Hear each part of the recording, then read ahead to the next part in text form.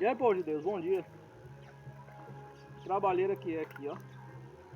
Aí por causa da bandidagem dos ladrão de peixe, que toda a região tem. Aí eu tenho que colocar arame farpado na presa, nos tanques de peixe, para evitar ninguém comer seu peixe, senão você não vai comer seu peixinho. Aí fica a dica para vocês. Aí porque na verdade eles vão vir, né? Não tem como eles não virem roubar.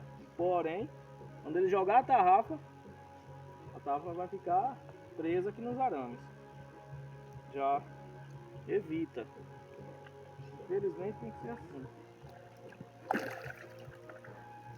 Peguei e coloquei essas estaquinhas aqui, aí vai só amarrar e esticar de um lado para o outro.